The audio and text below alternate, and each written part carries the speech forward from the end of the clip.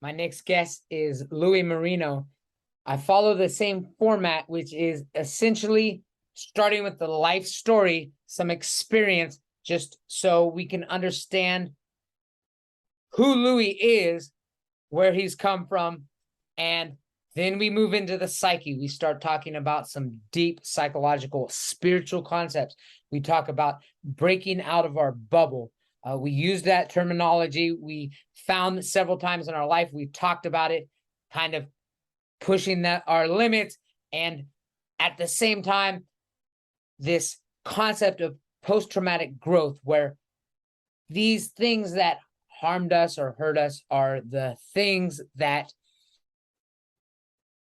give us a path to move forward and stronger, come out of it stronger.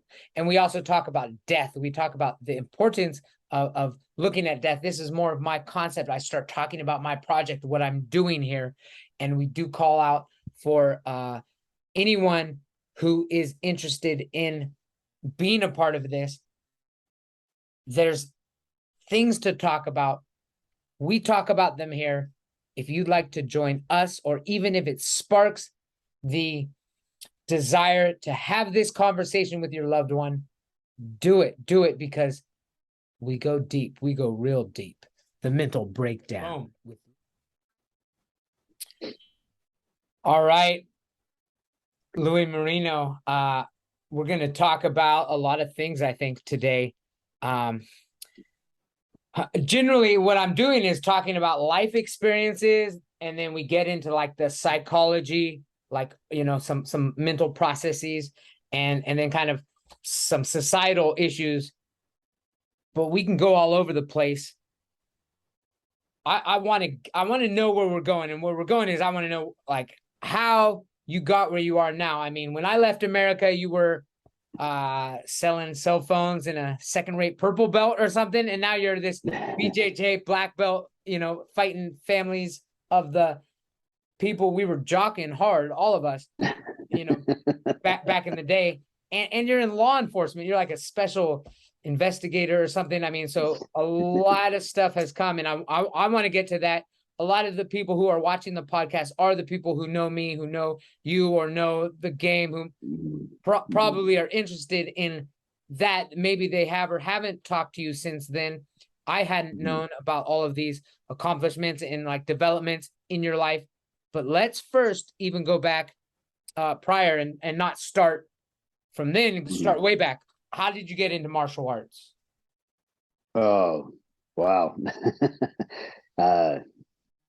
I mean, we're all warriors, you know, some way, shape, or form through our ancestors. But my dad was a Golden Glove boxer, and so because of that, like when I'd go and visit him, because he didn't raise me, I was raised by my grandmother, God rest her soul. But he would, you know, have me like throw punches the entire visit. You know, whether it was an hour, 2 hours, and my grandmother would talk, and that was like my first initiation into like a specific art, which would be boxing. And it was, once a month, twice a month, whenever I could even visit him. And I'd be happy to do it, to go in there and punch his hands for hours and get my hands all beat up and bruised. But that was my initial like introduction to martial arts at like about 4 years old. Okay, earlier. so that's really okay. That's the way back. Yeah. Okay. And then formal. I know. I mean, a lot of my friends, you know, that you were training with were, you know, we wrestled in high school and college and stuff. What about your adolescent, teenage years? Were you in even, you know, you joined a karate school? Sure. Dojos? Yeah. So my first dojo, I was about 7 or 8, and we weren't wealthy by any means. We had zero money. And so it cost, even back then, there was still a dollar amount that you'd have to pay. So my first instructor was from Okinawa, and he was for like Taekwondo, but like a specific style. They were more brutal, I feel like, you know, the way that they used to train us. We did weaponry really early, things like that. That seems And like I absolutely loved it. I mean, it was a Taekwondo from Okinawa, or I mean, he Yeah, was but from Okinawa. yeah, he was from Okinawa. It could have been something different. Yeah. He spoke straight Japanese. You know, he had a translator there, and I knew because I was I was only able to train there for like 3 months. It was like we were able to afford like the intro month, and then you got like a discount, and then once the rates went up.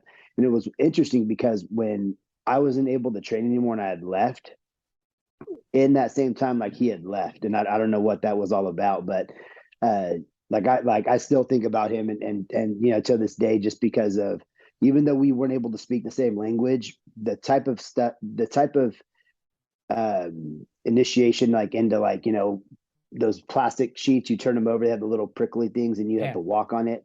Man, I was like, I'm not doing that. And then I was kind of like a hard head, and he helped me to like not be so hard headed towards achieving difficult tasks, and he kind of helped me to see that aspect of myself, and I respected him like immensely. And I just remember, I was one of their first students, so I was always like at the front, and like we had all these like older adults going back, and I was always like, man, like felt like that sense of pride, and of leadership, and I could feel it from the beginning. And he just kept, like, I felt like kept building that into me, like that I clean after, did I clean before, if there was a newer student, was I introducing them to the weaponries, like if we're going to work on something, was I like helping out with the line, and it was at 7 or 8 years old, you're kind of like, you're thinking that you're supposed to be in the kids class, but I was taking class with adults.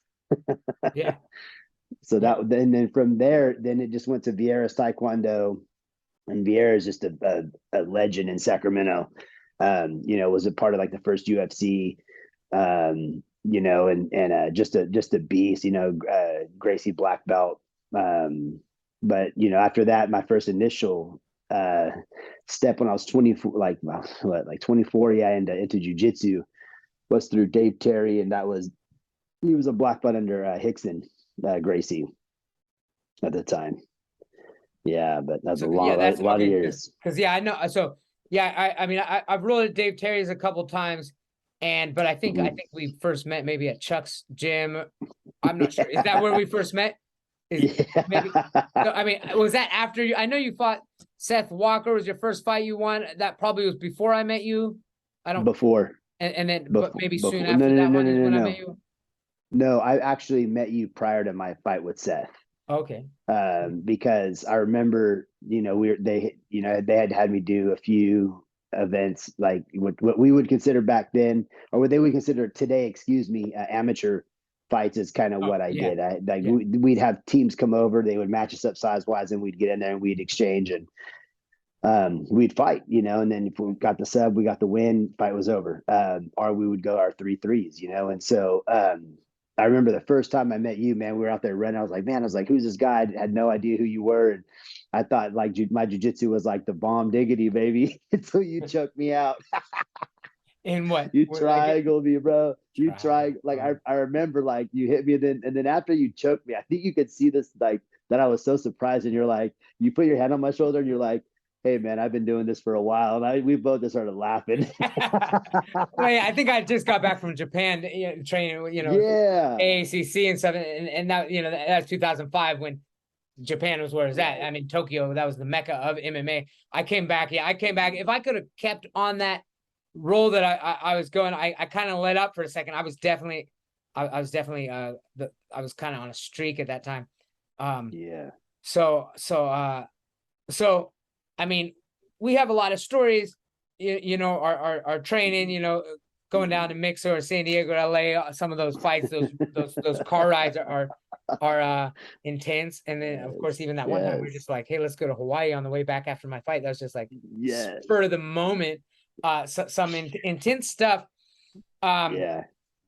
I actually want to get in to some of that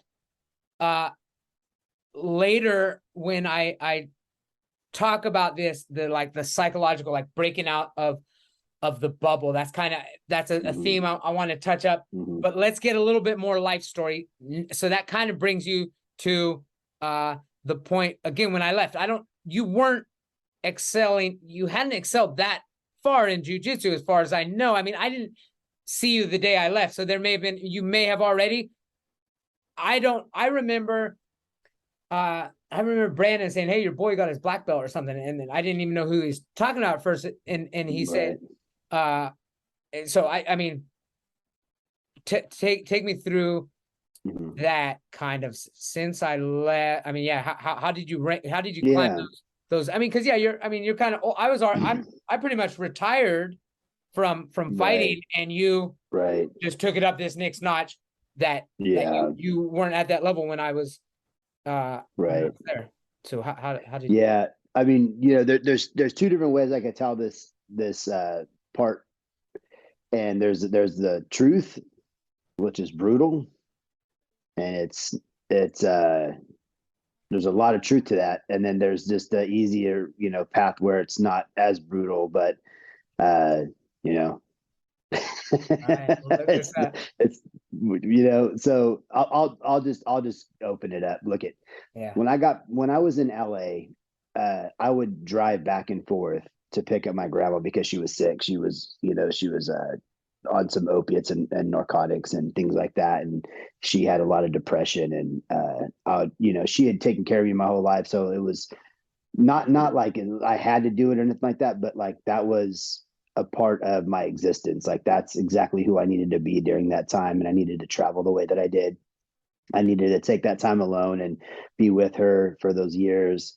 So in like 2000, the end of 2009, I was working with Chad George and Tahi Burns and Jeremy Humphreys out at PKG, and I was actually doing really well. I was, I was got my purple belt, but I right when I got my purple belt, I took second at Pan Americans. I lost to a top team guy out of New York, and he and I that we it was to a ref's decision. Okay. And so yeah, we got busy. Like, I mean, dude was like this. You know what I mean? Like that's uh, American top team down Yeah. back in the East Coast. So I Yeah. mean, you look into those guys, they're all beasts, and the guys now at black belt, like all those guys are now black belts. I actually beat. What's funny is like me and Randy had a really good match. And I beat him by one advantage point. Randy Spence. That Oh dude yeah, is yeah, such yeah, a beast yeah, because he had beat me prior in the past, and it was kind of like you get that little grudge with guys, and you yeah. guys kind of like have good matches here and there. But um, either way, going into my purple belt, like I was real confident. I did great things as a purple belt. I won a lot, but ultimately, what ended up occurring is when I moved back from LA at the end of 2009, early 2010 to Sacramento was to take care of my grandma. Chad was even kind of like later on, like, man, like you just disappeared. And I was like, yeah, man, it was kind of Ludini, right? Yeah. Like, I'm there 1 minute, gone the next. And it was something that I would do all over again because I got to spend the last 3 years of my grandmother's life with her. And then she had passed. And so it was kind of like that transitional, like, something inside of me, whether you want to call it like, your spirit guide or spirit helpers, something in me was pulling me back to SAC because that her time was coming. So um when that occurred, my mom kind of jumped in. And so not only was I like looking to continue to train, at like, 31 years old, because I'm still not old, but I'm not like a young cat anymore. But I wasn't done. So um, I ended up going from like one school to the next because I was going through a divorce at the time. And so, anytime like I would go to a different school, or I would catch wind that, my significant or my ex significant other was training there, I would jump ship. I would jump ship, jump ship, jump Yeah. ship Yeah. until I finally got to Folsom with Allie, because I was in down south. I was training with, Check Matt with, Leo and them and his squad, because we were all sponsored by the same sponsor by Hakai. So we'd all show up at Hakai warehouse and we would train together. Since that occurred, I had already known Allie. We'd already had a connection, and so I ended up jumping ship, and then going and training. And also our old buddy Jeff Earthroot, Jones yeah. was training out there too. Yeah, so it was like, I'd called Jeff and was like, "Hey man, look, this is what's going on." Kind of explained the deal to him, and he was like, "Dude, come over," like, and I actually found Allie outside like almost 2 hours after their class had ended, and he was just kicking it outside, waiting for his ride. And lo and behold, like I was just like, I'm just going to stop by, kind of like knowing in my mind how they're going to be closed, but just to kind of get a visual of the location. And he was there, man. And, I talked to him about what was occurring and what was going on. And he just goes, "If you come here," he goes, "you'll be good. Like we'll make sure." if anything comes up, like we'll chat about it, this and that. And so I ended up like, starting there, I want to say like 2011, and then just never stopped. Yeah. And then okay. So And okay, so that was actually maybe before I left, but I wasn't mhm, really aware of that at that time. And then so now at the same time I do kind of want to there's also this development in, you mentioned you were going back to school too, and getting mhm, into law enforcement, which right. is that's kind of parallel? Are those feeding into each other? Is there some sort of connection between those two progressions? Yeah.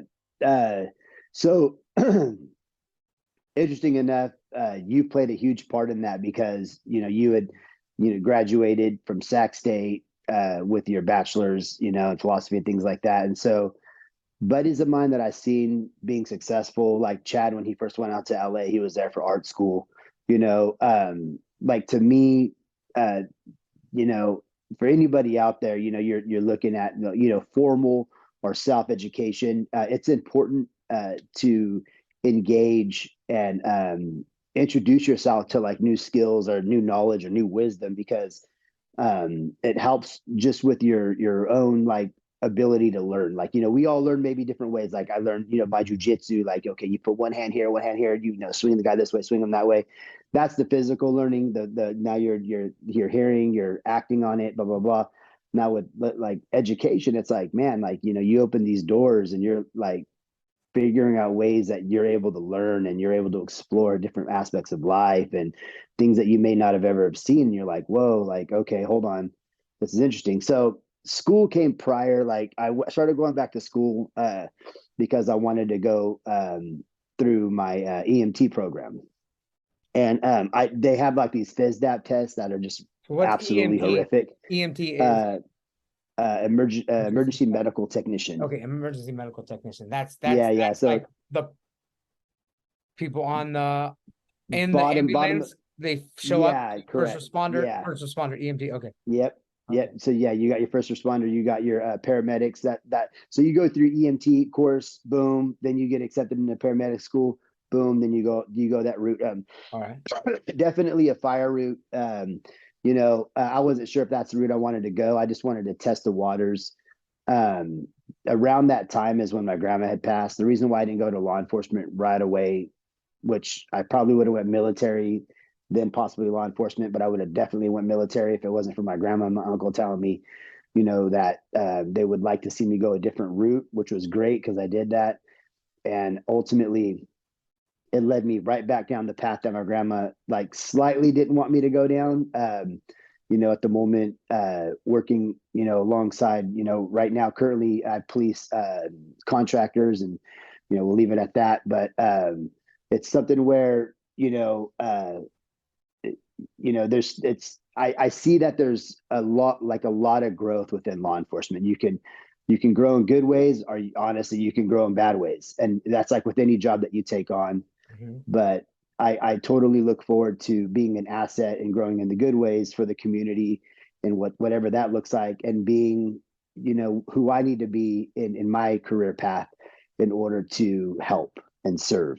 We go from this like level of like of being combative, living the young warrior, letting that beast out, letting that type of energy out, that type of mentality, that type of lifestyle, and whatever that looked like, into a servant, like whether it's a civil servant, whether it's some sort of service, and I don't know what service that would be for somebody else, but in some way, shape, or form, we're all providing some sort of service, Sure. and we're all either doing it in a way where it's benefiting people and it's initiating the growth in the individual as well as the community, or it's could possibly be a hindrance. You want to think about something like that, or it could be violent. It could be something that we have to fight against, right? Mhm. Yeah, and so that ignited when my grandma passed. I just said, you know what? I was working with this gentleman, Officer Jared at the time. He was a CHP, sergeant with the Advanced Officer Safety Training Unit, and had the ability to work with him, and he mentored me. He was also a huge piece of like, good job going back to school, getting my writing skills. We would sit, and I felt like we would have either weekly or monthly interviews on how I was doing, Yeah. my life. And so, and he could read people, like if I was bullshitting him, he would say, you could bullshit me, but at least bullshit yourself down the path that you want to walk down. Oh, If you're wow. gonna bullshit yourself, like bullshit yourself into that realm. Okay, I'm gonna do, Until you make it.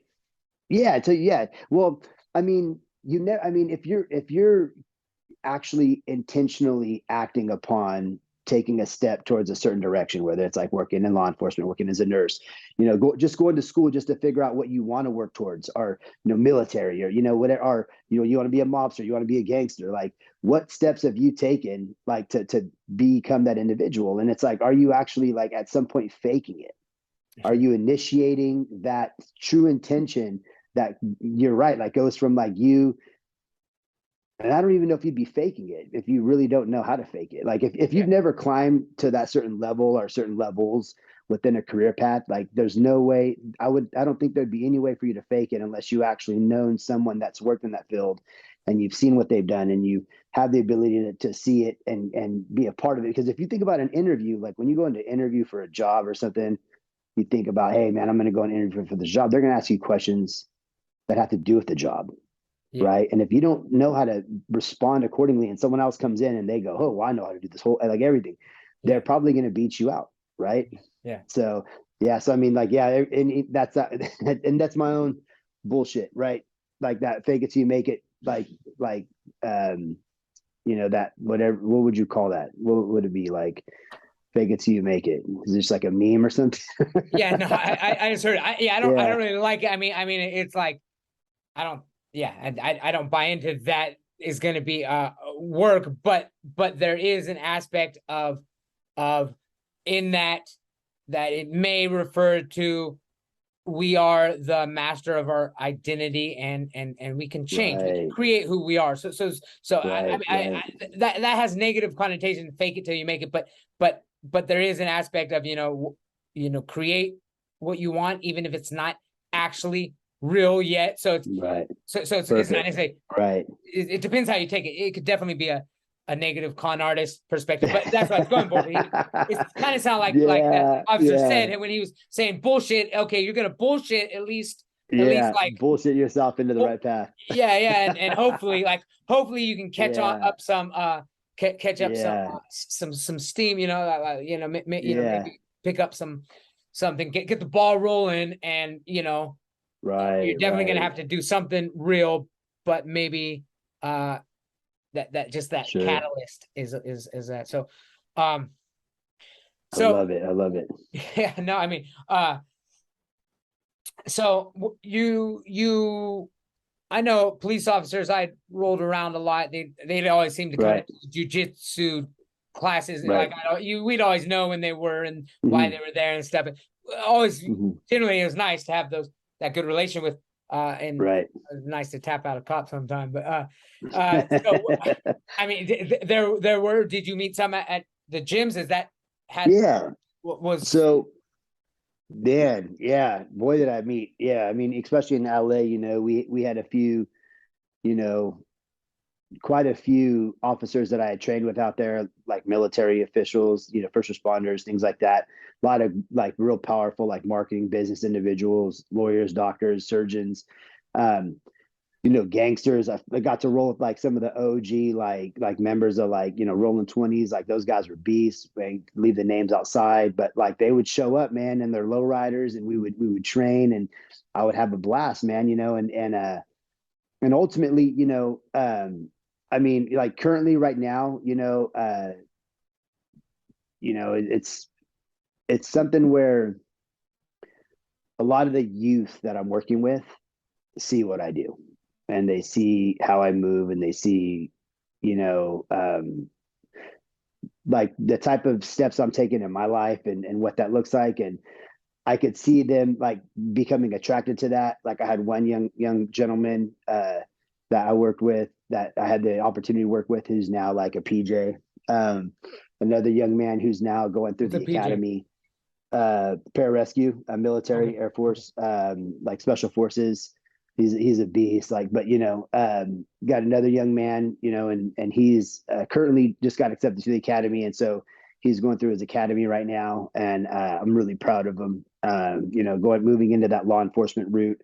Yeah. And his question to me was what do you think? And I'm like, doesn't matter what I think. What matters is, will this life, or will that bring to your life like a certain level of like service that'll ignite like a level of joy and happiness, in a sense where his job's not going to be easy. Mm-hmm. Any police officer that you think that's out there, not even like, just like for what I do, I'm an investigator. I'm not an officer where I'm out there. Like, those guys have to deal with a lot more than I do. Like that, like I commit my hats off to them, right? Yeah. They're out there, risking their life day in and day out. I can't say that about what I do, right? So Like, is there risk? Yes. yeah. Good. So I mean, you say you're an investigator. Right. That sounds cool. What does that mean? What do you do? Yeah, just so we police contractors. So if someone, let's say they have like a situation where they were, let's say, taken advantage of by a contractor, they have the ability to file complaints in the state of California. Those complaints will go through to like a mediation center, and if it doesn't work out, then it hits our desk. And then what we do is we open up an investigation, and we go out as investigators for the state of California, and then we investigate the situation. Okay. And then, so depending upon what our findings are, will determine the disposition or the outcome of the events that occurred. We got local law enforcement involved. We got, on up to ICE, on up to the feds, FBI. Like there's so much included, because there could be not only like you got business profession code violations, or law. You got penal code law violations. You got California residential code. You got all these different codes that people have got to abide by, and if they don't, then we seek what they didn't abide by, and then we act accordingly. And so, at the end of the day, what our goal is to make sure that the community is taken care of, that but based upon the facts, that we initiate the appropriate disposition, but also at the same time, we work with the correct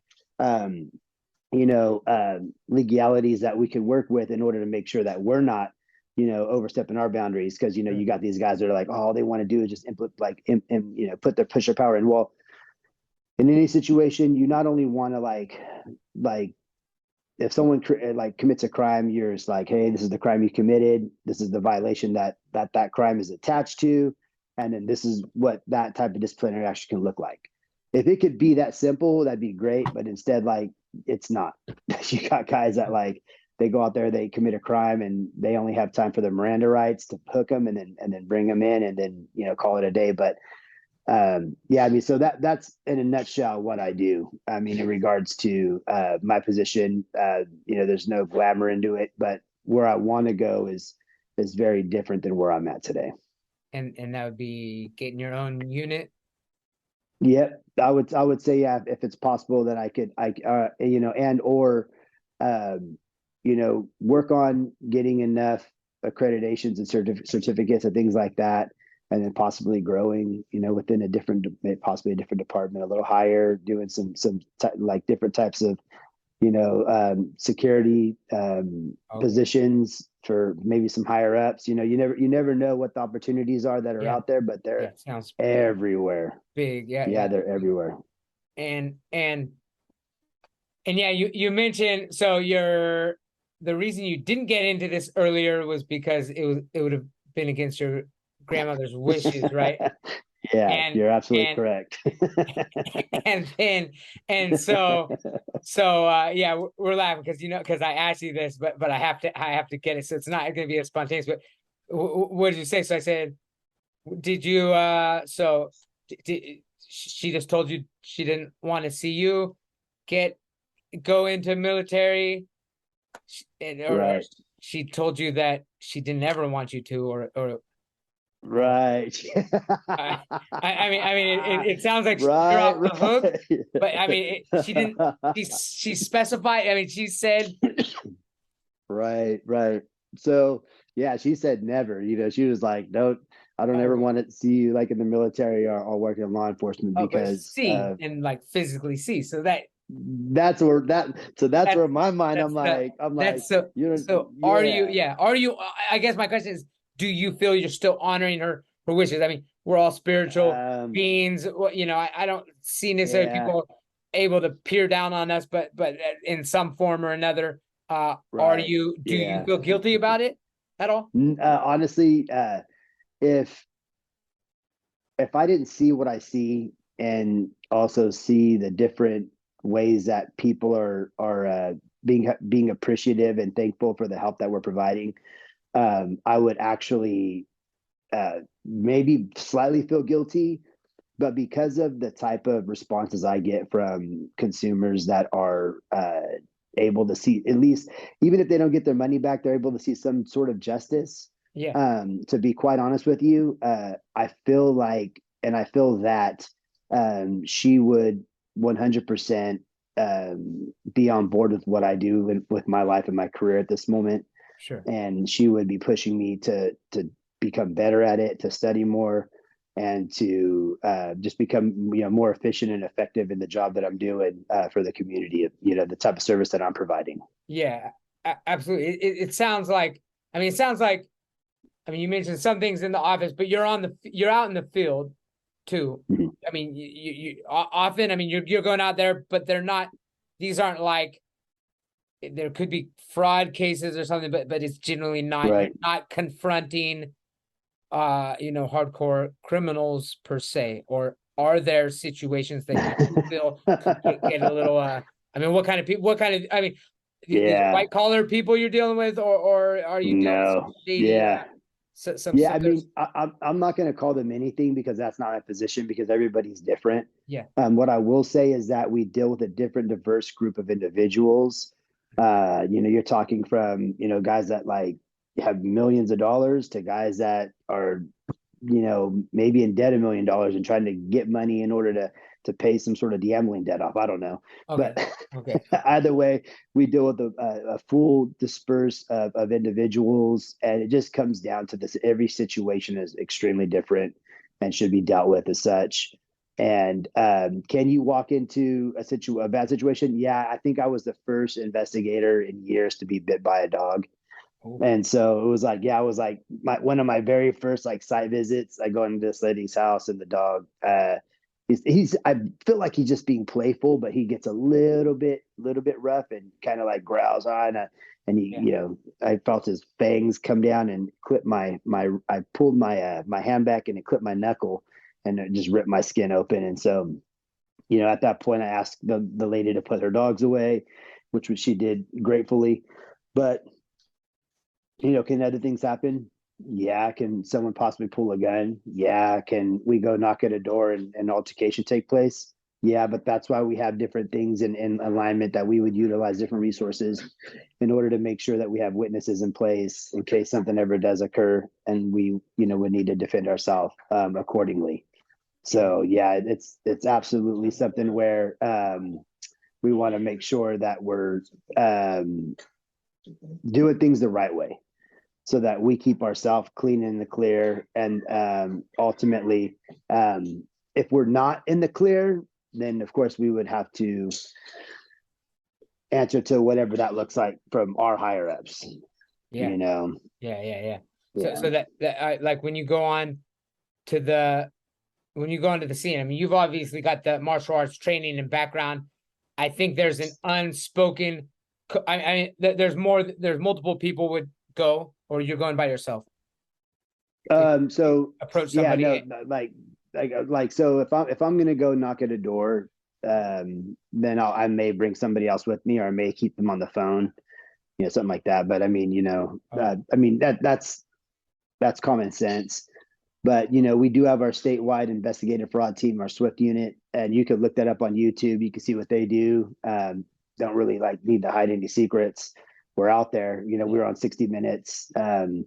you can see what happens. Like, if someone's building a home or doing some sort of like construction work or something, like, just make sure you're checking your resources, make sure you're watching, the contractor state license. If you're in California, the CSLB, the contractor state license board website, license look up who you're working with. Like, what if they have a bunch of violations for theft? Now you're going to go give this guy 10 grand and then he might run off and not ever come back, things like that. And so like things occur and we just try to be, the best type of prevention that we can be, but we're not going to, you don't win every case, you know what I mean? You don't win everything. Yeah. So I mean, are you, I mean, how does the martial arts play into it in the sense if somebody were to attack you, you're full on allowed to defend yourself, or because of your background, are you more, I mean, it's like, are you obligated to be more reserved than somebody else, or Right. are you able to full on protect yourself as if you were a civilian, or? Yeah. Yeah. I mean, if let's just say I went out and knocked at a door, you know, something were to have occurred and, the individual got aggravated and aggressive, I would just probably become a witness at that point and back up Yeah. and, just disengage myself from the scene because we all have a choice, right? Because of what I do, I have a different choice now. If I were like on a beat or something, it would be different. If I got a call to domestic violence, something like that, I couldn't tell you specifics about that, but I'm sure that, another officer could, and he can tell you how they can't just back up and walk out and walk away, and for me, um, there's always a choice, and if things get real out of hand or I visually witness something, let's just say hypothetically where I was tied to it, maybe the guy's threatening to do something, and I don't know what that would look like. At that point, I might have to reach out to local law enforcement to get them involved, to get them initiated on the scene in order to take additional steps. Like I wouldn't want to just go in and take those steps by myself. I could get in a lot of trouble, and it just wouldn't be worth it. And I'd have to use, always want to use a clear mind and use verbal judo over everything. So what martial arts taught me was verbal judo, utilizing my words, my level of communication, um, not engaging like right away. It taught me to be more focused and calm in the actions that I take. Um, you know, um, and even slow to speak, like don't just blurt out like, oh, blah, blah, blah, blah. Like, no, like just like step back, take a step back. If you're going to engage into a fight, like you don't want to just go straight in and this guy just marays you and then bang, bang. And then, you fall down. Instead you back up, like check it out. Oh, how's this guy standing? He's orthodox or southpaw, right? Like, where's his jab hand? Like, is it up? Is it down? Does he keep one hand down? You know what I mean? All different boxing styles. Like, how does he move? You want to kind of like dance with him a little bit. And so it's in my mind, it's kind of like that. Like, we us as martial artists, like we have the ability really to go two routes really quick. Mm-hmm. We could either go the peaceful route and be slow and methodical and very and honestly, like we talked about earlier, even fake it till you make it or bullshit your way to success. Be creative, because that's what kept coming to my mind. Like fake it till you make it is about it's a creative way of like building yourself up, like to become exactly who that is that you desire to be, like a laser beam, right? It takes a bunch of components for a laser beam to shoot up in the air, right? And so you gotta ignite and attach to those good components in order to be like like I would say a more effective person in your career field, regardless of what it is. Like a surgeon's not going to have to do some sort of surgery and not have studied it. And that's what martial arts did for me. It was like studying ground for patience, Absolutely. studying ground for, Oh yeah. for knowing that if I make a wrong decision, there is going to be a punishment. Absolutely. Right. And I may or may not be able to tap my way out of it. And if I can, hopefully I take the lesson with me and I learn from it and I don't create that same pattern in my life. Like you want to call it a mistake or whatever you want to call it. Like just don't do it. Like if you know it's a mistake, you know it's gonna create hindrance or chaos in your life, like learn. So we got less than a minute. It's going to cut off. Do you want? Are you've got time? You can jump back in this same link. Yeah. All right, let's do it. Just Yeah. just use that same link, and Okay. we'll do it. We'll do it big. All right. I'll be back. All right. Let's see, dude. All right. So I we've talked to. I'm going to move on to that second portion. This is the good stuff, right? We're getting deep. We're getting deep into the mind.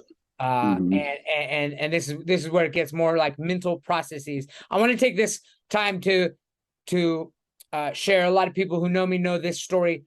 When I broke out of my shell, it was probably right before I met you then, because it would have been 2005 maybe. I basically, throughout my wrestling career, everyone said it. Everyone who wrestled with me in practice was like, I wouldn't perform. I never performed as well as I should have or could have in wrestling in high school and in college. I kind of choke. I'd choke on the matches that mattered. I'd come out, I'd beat people that were really good, and certain, like, when it didn't matter, when it came down to it, I froze up. And even in MMA, I won my first couple fights just because strong wrestling background, and I wasn't put up against anybody that was very good. But then I broke out of my shell when this is like in El Centro at El Centro, California. It was like an Indian reservation that had I was fighting a hometown guy, and the entire crowd just erupt with boos, and that fed me. It just made me, it just took everything out of me, and I just ran out. And then I remember at the same time, Sean Bias in my corner just said, he's all throw your flying knee, because I did that at practice sometime. I'm like, fuck, I'm gonna do it. I did it. He did actually catch me in midair and slam me, but within a minute, I armbarred him, and from then on, I had broken out my shell. Like I got over that. I guess I had an anxiety, performance anxiety. That's what it was. I'd say a performance anxiety. So I remember last time I was talking to you, you talked about a mental bubble. That I would have said, for me, that was my mental bubble that I burst out of. And I burst out of it on all right. like it was a moment. That moment I felt it right feel through my body. Can you tell me about the mental bubble that you had, and then how the hell you broke out of it? Yeah, man. Wow. Which one? The most aggressive one was after my mom had passed, and it was a bubble of like what I was referring to, I believe, was like the depression. Okay. Right. It created like this almost like an invisible force field around me that kept me numb, kept me kind of like whatever you'd want to call it, whether it was like depressed, full on depressed, or whether it was lack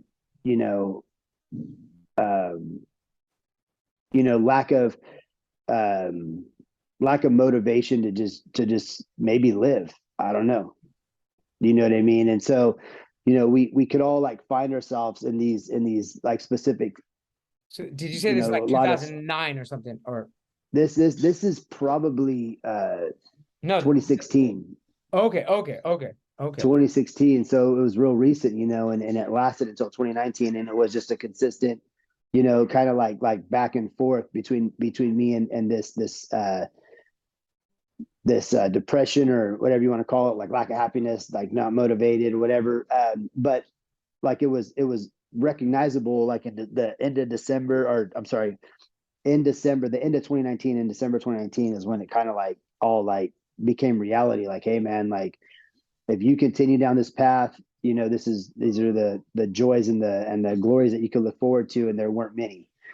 And so, like for example, when you went out there and you heard them boo, it was like it ignited a vibration or an energy in you that kind of like fed you exactly what you needed to be fed in order to accomplish that specific goal for that task for that moment. Right now, my uncle pulls up and he goes like, I'm reeking of alcohol. And he goes, "Hey, get in the car." I hop in the car, and he just like looks at me dead in my eyes, and he goes, "Hey, nephew, like you need to slow down." And I never had like a male figure in my life. Like, as I was explaining earlier, like I didn't have a dad. I was raised by my grandmother, but I had men in my life that definitely provided me with examples. And my uncle was one of the major ones that did. And so when he said I need to slow down, I really like took that to heart. So, he went out there that has someone that, they're going through something, maybe, shoot them a prayer, shoot them some good advice, like just maybe like, when you feel it, like if you think that they need to slow down, maybe say it, maybe just say, hey, like try to slow down, or maybe, don't be helpful, but don't also at the same time, don't not say nothing, because if you don't say nothing, you might wake up the next day and that person may or may not be with us, or you don't know what they're going through, reach out to your friends, like check them out, and if you notice that things are kind of different, like, maybe just be some lending ears, and what I mean by that is like, don't just be like ears to listen, but when you listen, like let it go. Don't feed that into somebody else. Like if they tell you something in private or in secrecy and they're trying to open up to you, leave it where you found it. Like just let it live and die in that moment and then move on. Don't be going off and talking Joe Schmo or Sam and letting them all know the tea in the business. Just leave it alone, unless it's life threatening. Then, you maybe ask them, say, hey, do you mind if I talk to your parents? Do you mind if I talk to your significant other, about what you're going through? Yeah. It might, shed some light. So even with what you're doing, CD, Dr. CD, I want to, if this could help anybody out there, and I don't even know why I'm saying it.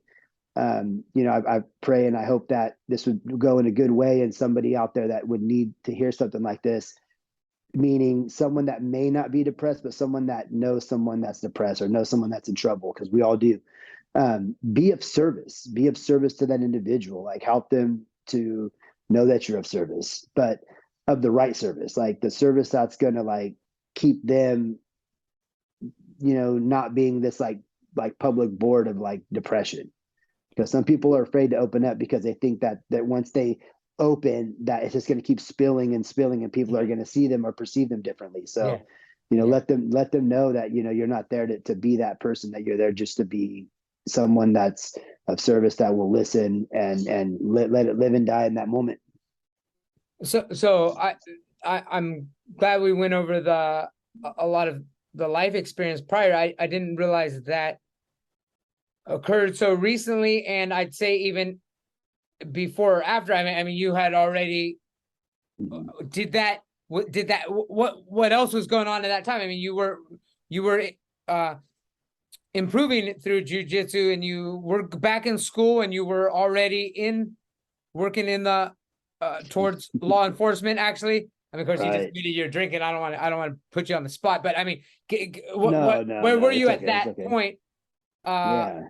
Because from when I just talked to you, I was like, that you kind of blew over, which is cool, because I wanted to come back, and it didn't seem like there were any hiccups. It seemed like a smooth road from 2009 to now. I've just seen nothing but success. So how did that affect both the Brazilian jiu-jitsu and school and law enforcement? Man, yeah. I mean, ultimately it was something where like I said, you just don't know if someone's depressed or not, right? You don't know what they're going through. It was the most horrific part of my life ever. It was like those 10 years I would say from 2013 to like 2019. But once my grandma passed, like it was like this weird, like unfamiliar land. Sure. Okay. I literally took this train that I've never been on, and rode out to this land that I've never been a part of. And I was able to like, find my way and find my place maybe in that realm, and I'm okay with that. And I'm thankful for that. And it's just a new way of living, without, having like your mom and your dad there. Like I lost both at one time, in 2013, and then lost my mom like 3 years later. So it was absolutely a bumpy road. Two things occurred during that time. um, that like really like opened my eyes to what was really occurring. And one of them was, I was in an interview. I'm not going to name the department, but the guy goes, "It doesn't seem like you're 100% here." Mhm. And it was right after my mom died. And I said, "You know what, sir, I'm not." I said, "This is what occurred. This is what's happening." So the gentleman goes, "I'm going to go ahead and I'm going to just take this interview off record. Why don't you get 100? Why don't you come back 100%, and we'll re go over this. We'll do it again." I never went back, which is okay because I found my way to a different department. But because of that being one of those really like bubble breaking moments where Yeah. somebody actually came into my life, visually could see that I was going through something, said, "Hey, look, it's okay to be where you're at, but just don't stay there." Yeah. And once you're not there anymore and you come back and because he did see something and he was correct, um, he just goes, "Come back when you're 100% back in." And I said, "Done." Like that's exactly the route that I'm going to go. I know exactly how to take that route, and I'm going to take it and I'm going to run with it. And so I took that little nugget and then I applied it. Actually, after that occurred, like I mean, I wasn't like, out there going crazy with alcohol and stuff like that, but I would definitely utilize alcohol as like a mask is Mhm. probably how I should say it. Right. And so I utilize it less as a mask after that moment, Sure. because then I started facing what was in the mirror. Like, "Hey man, this is what you're going through. Like, what stage of grieving are you at?" Started like, chatting with my aunt a little bit more about it, and she started kind of helping me out a little bit. So, but it was definitely, I was definitely still kind of stuck. Yeah. Yeah. So I'm talking to you now. One of the things that came up in my research was this, and I love it, the concept of post-traumatic growth, which I think is undervalued and underappreciated, and it doesn't undermine the reality of trauma. And I mean, there's a Mhm. like what is actually trauma or not, but I mean, let's just say to some degree there's a degree of trauma that and you could get stuck in that but Mhm. and it does bring you down, but something out of that trauma actually makes you stronger. Right. Did you experience that? Did you come out stronger than you were even before your mom died or dad died, grandma died? I mean, are those? I Right. guess that's what really what these mental bubbles are, or that's what when you break out of the Right. bubble, you're actually stronger than it. Right. And would you say that's the case? I would say that's 100% the case. That whole saying, "Iron sharpens iron." Yeah. Well, sometimes iron's sharpened, and I mean, whatever you'd want to call it, I'd probably call it at that time like the fires of hell. And so what it did is it burnt me enough, this metal, to melt me. And then as those liquids would like flow down, right, and I was Yeah. sort of melting, it was like this mold was waiting for me below. Yeah. Yeah. Wow. This mold of like Yeah. service, this sword was being created. Like this metal was melting into this even finer sword. So say you got this big sword, like this big beefy sword that like, the youth, like you can't carry it around no more. And then the triggers of life, then you start moving slower, and then now you're getting burnt. You lose your grandma, you lose your mom, you go through a divorce, you're going through life situations that really aren't beneficial, or you don't feel that they're benefiting you. You don't feel like you can move, like everything turns into cement. At that point, it was like, "Oh yeah, buddy, Yeah. She's gonna I try to love it." walk on my She computer. So Yeah, she wants to see what's going on. yeah. I love it. I love it. Good energy. Good energy. Yeah, but it just melted. And then to answer your question, yeah, man, I had a lighter sword. I could use it more effectively, more efficiently, and I can travel further with it. That whole being of CrossFit, all these things that occurred in my life, honestly, Dr. David, like it was like I started seeing move heavier loads for longer periods of time, for longer distances. Like that's like a CrossFit saying, the goal is to be able to carry like a heavier load for a longer distance and for a longer period of time. That's the goal, is to continuously grow, to like continue to do that, even if it's by like a dang like little like millimeter, right? You're just one step closer. So um these traumatic events absolutely can be beneficial and can be huge gold nuggets in somebody's repertoire. And I'm going to just break it down like this: like if I'm able to walk through these dark realms, right? Let's just say I was I had an addiction, and then I lost my mom and my dad or whatever, and I went through and I achieved like becoming sober, and then now I can live a good and happy and healthy life without my mom or my dad, right, or my grandma, right. Now if somebody else experiences that in this life, that's something that they can come to me with, and that we can have a chat about, because there's a direct connection. And it's not like they're sitting there talking to somebody that doesn't understand, because that's always the case. Well, you don't understand what I'm going through. You don't understand what I'm going through. Well, if if that's the case and we find someone that understands, I feel like it makes you a different level of like of a commodity of service for other humans. The more damage you are, the more that you get beat up and slayed and taken down. So I heard this recently, and it's that the Mustangs that are in the wild that go through the worst. They absolutely get beaten. They're out there in the wild. They're just attacked by lions, or they're rammed by deer. You know what I mean? They just get beat up, tattered, like scars everywhere.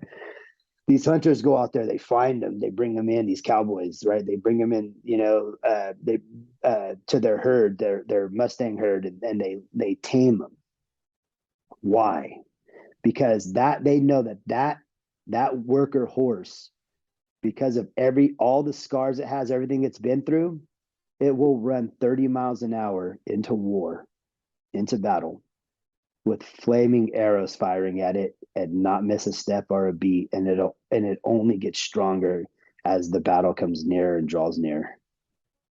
That sounds, I don't know, that sounds some Native American folklore, and we're talking about some deep uh uh concepts here. Yeah, Is there something deeper than that? Is that who whereas I mean, did that come off top? I mean, you didn't use that analogy before, but that's yeah, something that I think you've had. I mean, we didn't talk about post-traumatic growth before either, so that sounds yeah. like it's hmm it I I learned that this week. okay. Okay. Yeah, yeah, yeah. So, I mean, it goes as far back as this story, like for the Iroquois, and like it's about this. Uh, you look at the mountains in California, and you see how like they just like go up and down and up and down and up and down, right? In certain areas. Well, they said that there was this big, like whether you want to call it an eagle, a hawk, or whatever, that grew tired, and it grew so tired that it landed, and when it landed, it was like flapping its wings, and then that's how all those mountains and everything started coming, all throughout California. And so, um, and it starts out with something being tired and weak, and through that whatever you want to call it, turmoil, or through that tiredness, that it creates such beauty. Yeah. It creates such a beautiful scenery. And then I have another buddy of mine that when I went out to the mountains with him, he'd always tell me this, and he'd always say, "Man, I love being out in the mountains." And I go, "Why?" He goes, "Because they make me feel so small." And I didn't understand it at the moment. At the moment, I was like, "Oh man, you got to make your." In my mind, I was going, "Oh, you got to make yourself feel bigger than the mountains." Blah blah blah blah. Guys, I was like, for some reason, I had this like concept that you always have to be bigger. You always have to be bigger, right? Until I remember I was driving. I was I was traveling for my current position, and I was in the midst of like all these mountains, and I seen how big and how beautiful they were, right? And Mhm. so then I kind of like pull over, and I'm like looking at it, and then it like kind of hits me like a freight train, and it's like there's there's beauty like in everything we see. And the only way that you can't see that beauty, that majestic beauty of God's glorious hand, or whatever being you want to call it, Allah, etc., painting that beautiful brush along those canvases, the only way that you can't see it is if you feel that you need to be bigger than everything else all the time. Then you miss that beauty. You miss the ability to see the beauty of the greatness of that giant, and as soon as you, like, I feel like as soon as you can see that beauty, and you have survived some traumatic events, I feel like you have the ability to look even deeper. Like, not like, I mean, you can go conscious, or you can go subconscious. Like, what are your dreams telling you? What is, like, do you feel, do you feel something with you? Do you not feel it with you? Do you feel, and it doesn't have to be a being. Like, that's the other aspect, is like, sometimes I'll get the chills randomly, right? And I'll just kind of sit there in that moment, and it's nothing more than just like this existence for me, almost like you're being like fueled by the vibration of the universe. Like, the vibration of the universe is healing you, fueling you, empowering you, devouring you, like having its way with you. And it's like, you're like, whoa, like, this is, you know what I mean, just connected. Like the Lakota language, they go like, aha, aho, matakiase, excuse me, and that means interconnected. That everything is connected. Like, nothing is not connected. You got, your other humans, you got, your blinds, your tables, everything. We're like, if fire were to take it, we'd all melt and become liquid, right? And so, like, we're all interconnected, and we could absolutely, like, connect and reconnect, and connect and reconnect, and find ourselves. Like, right now, like, I feel like I'm where you're at, and I feel like you're where I am. Mm-hmm. On a very high level, on a subconscious level. And I feel that we've never been apart. Like, you're someone I value in my life, as um as I value myself. And there's only, like on my hand I can count of people like that in my life, because um it brings us outside of ourselves, and it also brings something, um, that's not a part of my anything that I'm experiencing, or anything that I'm experiencing or attaching to into my existence from a whole other realm. We're connected through this monitor, through this video, this new age, things like that, from opposite ends of the world, different time frames, but we're not disconnected, like, by any means. Yeah. No, Yeah, man. all is one. I mean, it's yeah, you can't separate things. Mm-mm. Ultimately, I mean, you can't separate the experiences. Yeah, are are interconnected. I mean, that interconnectivity, all is one. Mm-mm. Those two concepts are certainly something that well, and I had this. I get this. Like, yeah, I mean, there's. I'm not saying that it's impossible to develop, the relationships that we had, but there is an opportune moment for those sort of bonds that we have. Martial arts is definitely one area that helps develop these bonds. I mean, it's the blood, sweat, and tears. Right. There's a lot of people that don't have that opportunity to be in that situation. There are other things, of course. I mean, military, I think, people obviously, whether they even, not even if they, obviously, if they've served in war together, and like, that could be beyond Right. anything we'd experience, where they save each other's lives and stuff. But even just going through, all the bullshit or whatever, So, I mean, it's nice to know, it's nice to have those. And I'd say, yeah, so far, everybody who's joining me for my podcast, these are the most significant people in my life. But at the same time, it's like there is still something like you were mentioning often about like how there is a certain wisdom that you have gained that you could help people maybe develop those. Like you might not be able to have that, but you could help people develop those sort of connections, while they can. Our chakras are open at a certain time for being receptive to these to being connected to that interconnectivity. And so I want to go. There's one other. You jump pretty far actually for these bubbles. You did mention something that I didn't know about until last time I talked to you. But I did recognize it. I think even Bias and I talked about it at times that there was something. You had a story about you driving down in the car with him, and he was able to. Oh yeah, gotcha. Was there a Yeah, a block I in a see, I bubble that see. broke? Yeah, man. Yeah, because at the time, I was kind of going through a breakup at the time, and Bias uh had like text me. I was at work and Chad and them, they were getting ready. He was getting ready for a fight, and he was like, I need some training partners, this and that. And I hit Bias up and he hit me up and it was like, hey man, like let's roll. It was like, let's go, And so I ended up meeting up with him. We were driving out, but I was in the funk, man. And Bias goes, hey man, like what's your problem? What's going on? And I go, dude, I don't know, man. Just kind of like beating myself up, woe is me, this and that. And then Bias goes, hey man, like just yell, just let it out, like just scream at the top of your lungs and like and just like and let it out. And then Bias like turns his head and he faces forward and he just like like lets out this like loud He's like driving. You're driving. yell. I'm driving, right, and Okay.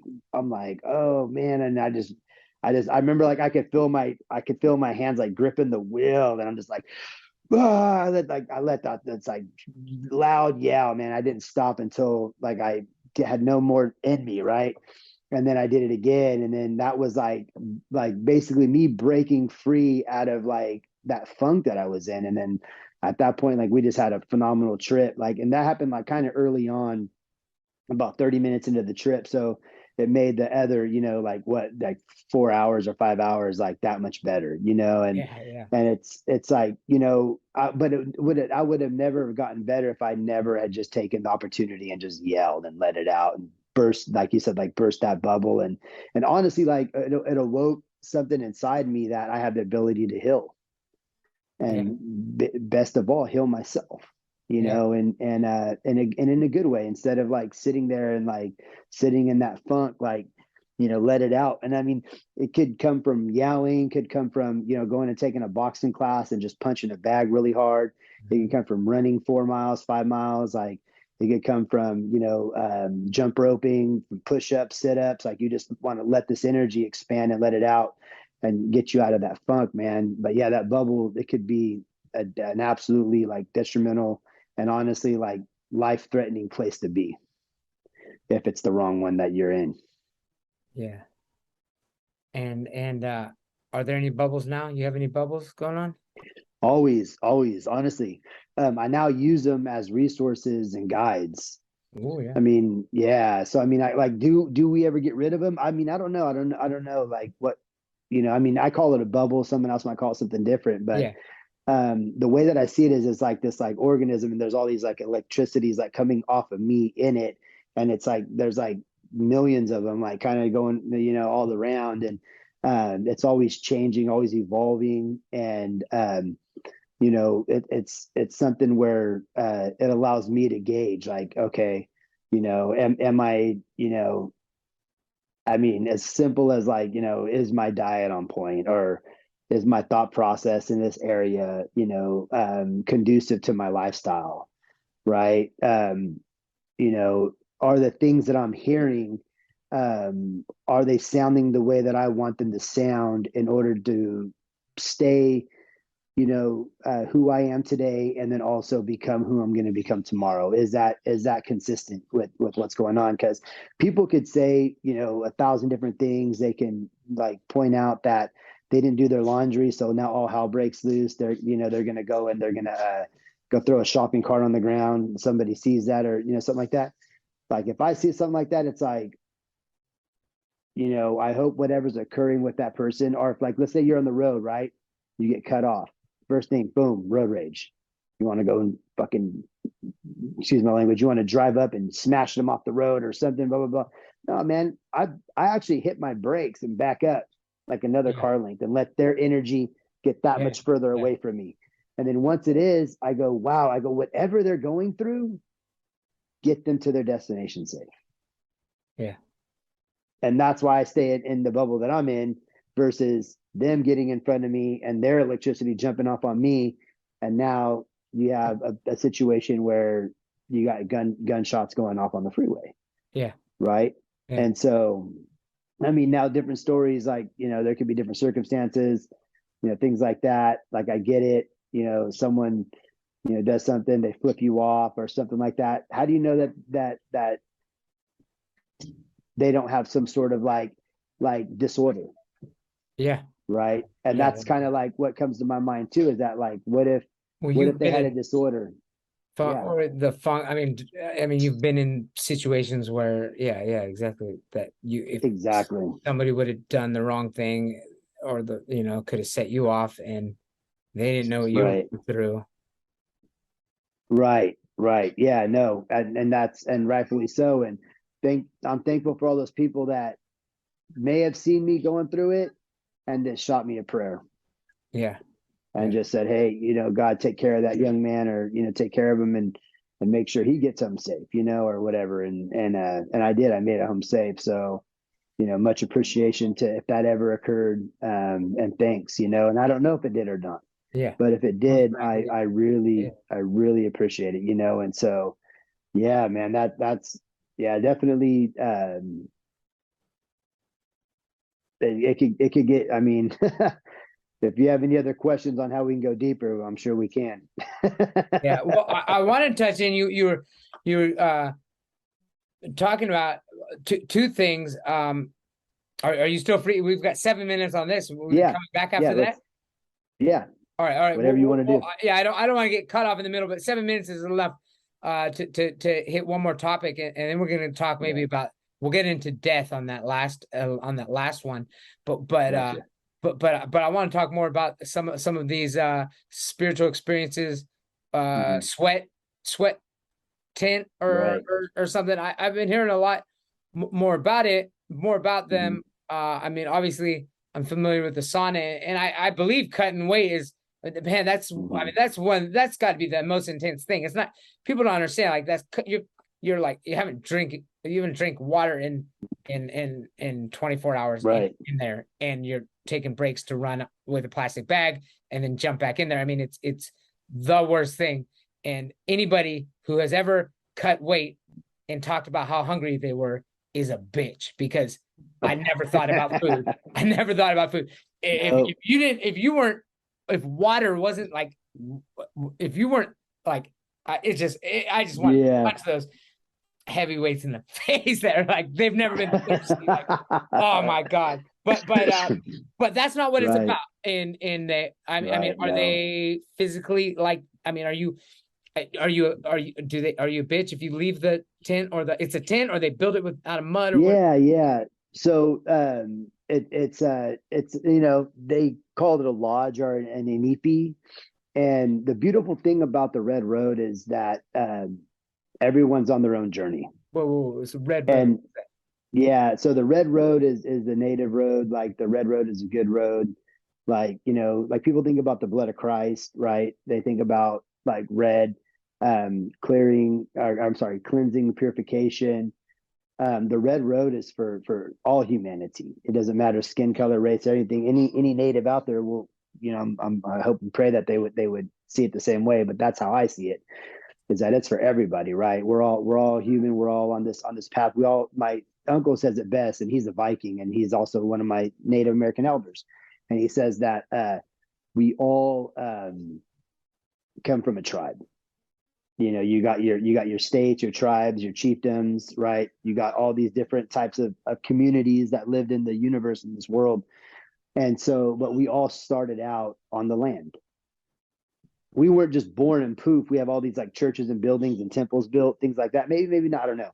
But what I do know is that we all had the ability, and our ancestors had the ability to do that. But one thing that was kept secret for centuries, because at some point the native people were not allowed to even sing their own songs Yeah. in their own language. Yeah. But they kept it deep down until the time opened up and they were able to share these qualities and these traditions with the new generation, which is beautiful. And thank you for all my ancestors that were able to do that. And so we have an inipi. It's built out of willows. There's a certain way to do it with tobacco and water. You know, you pray the willows in. We do it the bear way, the 12 with the 12 ribs. That's the way that I do my vision quest, is the bear way and the inipi and the lodge. And I have the right community of individuals around me, elders, etc., that help me out with my ceremonies. And that's 4 days with no food and water. And 4 days, no food and water. Really? yeah, Oh, wow. yeah. And I so, don't know if and I've we, gone 4 days without water, man. yeah, Usually just yeah, 24 hours, but I mean, yeah. 4 days And is, we sweat. Yeah. And we sweat in and we sweat out. So that's, yeah, that's an yeah. experience. Wow. But the sweat part is, we have the fire. So we have the nipi outside, we have our prayer stick, things like that. And we have our 4 directions set up, northeast, south, and west. And we put the grandfather stones, we put the wood around it, we light it on fire, we pray over it. And then, when we initiate, we have the elders go in, the one that's running the ceremony, he goes in, lays his prayer down, and then he calls all the people in. All the people go into the inipi, and we kind of sit in a circle. And then we have our fire keeper, like he brings in the stones, the grandfather stones, and we sing them in, and we utilize the medicine in order, the copal, the willow, all the lavenders, the medicines to bring healing and medicine into the inipi. And then we lay our prayers down, and we close it. We sing our songs, and we just experience prayer in a really powerful and purifying way. And that's the way that I found that has helped me immensely. Do I still go to church? Yeah, I still pray, still believe in my Lord and my Jesus Christ, my Lord and Savior. And so I don't, I believe my own way. Everyone can believe their own way, and I don't judge no one. They don't judge me. We hold our own relationship with our own creators and our own ways. And like Buddha said, if there's 10,000 people, there should be 10,000 religions. And I absolutely love that. I love how, he could perceive a human for being a human, and all the differences and all the similarities that human can bring to the table, and what that feels like, what that looks like, and what that, turns out to become in whatever their experience is. So, but yeah, no, the inipi is a great way. We're not there to cut weight. We're not there to, to do nothing like that. We're there to sacrifice food and water for the prayer in exchange, so that we can, if you think about it, what's the closest way that one can get with almost touching the creator, if not touching the creator? No food or water. Yeah. Getting close to death. To death. Yeah. That is yeah. Yeah, the closer you get to death, the closer you get to God. I mean, it makes sense. I mean, people that have near-death experience and stuff, and they come back completely different, and yeah, and everything. I mean, yeah, I mean that's kind of some psychedelics probably too, or toxins that are, they're getting you close to the other side. So less than a minute here, I'm going to jump back in, and we're going to talk about death and what my project going on over here. So I'll see you in a second. All right. All right. See you soon. All right, brother. All right. Bye. All right. Congratulations. This is the first time I've hit the third Zoom. Someday I might just go Zoom Pro. Yes, sir. And then I don't need to do this bootlegging, jumping back in. But so death. I'll start out kind of what a little bit. I mentioned it before. There's so much more about the research that I was doing, and then also just some of the courses that I took. It actually kind of created itself. I can't say that I concluded this from my research. It was kind of alongside what I was doing. I came to this understanding about death that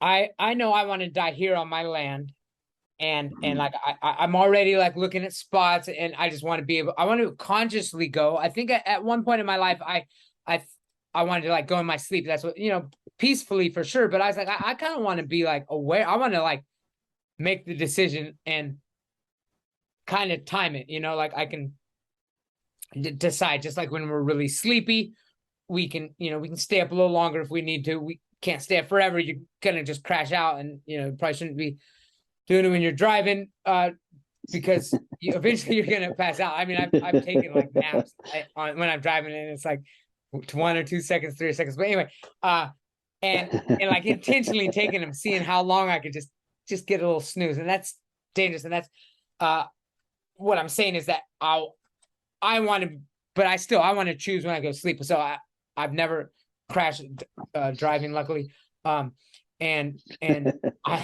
but I do feel death is going to be like that, and I want to be able to at least get my final things in order, my final thoughts, let go of the things, and at the same time, I'm taking all these classes on psychology, and I'm realizing like death is this beautiful thing that we avoid, and we're not kind of we kind of don't want to think about it. So I started asking the question, like, how to myself, like, how do you want to die? And you should start preparing for it. At first, it sounds kind of weird to do such a thing, but then I started to realize, because one question always people ask me when I said like when I was an undergraduate in philosophy, everyone would say, "What's the meaning of life?" or something. I don't know. That's just like people would go, and I mean, there's lots of ways to answer that. From a species, Right. it's simply just to procreate. Pass on the burden to your generation. You admit that you didn't figure it out, and I don't. As long as I've got some offspring that are there, I did my job. Like it's on you now. That I kind of had that perspective, but for myself, I feel that I need to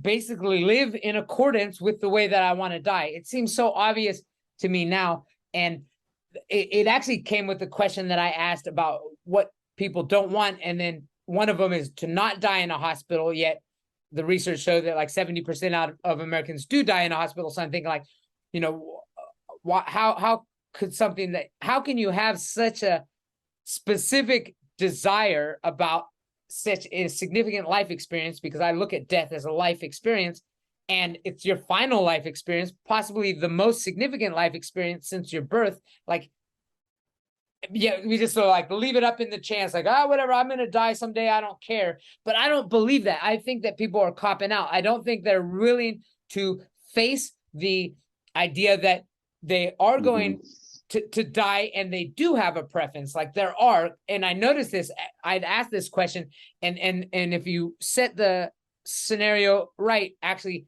the floodgate opens, and people have all kinds of things that they want to make sure. They want to have all their things in order. But I think the problem with addressing it is deep down inside, they know that, and myself included, I say they, me, myself, although I've been making steps towards not letting this be the case, and that is the life we're living is almost sometimes in exact contrast with the death that we want to have. And we're hoping that just by luck, it's just going to, when our death does happen, because there is an unpredictable nature about death. We could die in a tragic death, of course, way before our expected time. But to disconnect our lifestyle and our life choices from how we want to die seems it seems preposterous, to say the least. And in this, I don't know, I'm not saying this is the meaning of life, or I don't like those type of questions, but I almost think like, okay, what is a good life? Actually, to live an authentic life would be to live a life that is leading towards the death you'd like to have. Right.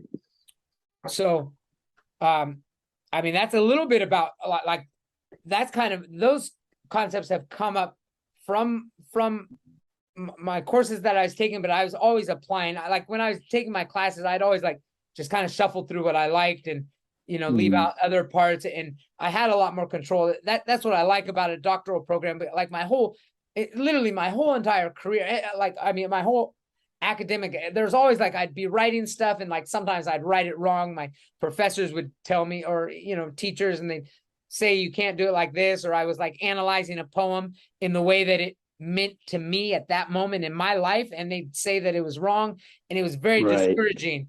And for the first time, I liked the doctoral program because it's like I finally kind of, as long as I had like I I'd write my entire papers and then I'd go back and cite them because I know, and unfortunately there's a problem with that, but you see that in academic journals all over the place. Like you can prove anything with science, or you can or strongly support anything now. And we've Mm, seen that with all this COVID bullshit, but we don't need to get into that either. What I realize is that I can actually write these academic papers. I'm not being fraudulent, but I'm able to right. say everything I want to say. I write my whole paper. I don't do any research, but I do have a background of the research, but I know that I can go back and I can, sometimes I have to change it. I'll make sure that whatever I say was supported by some research, but there's so much research out there and so many people interpreting Right. things different ways that you can say whatever Right. you want and support it. So, but I was finally able to do that. So this to me in a way is my,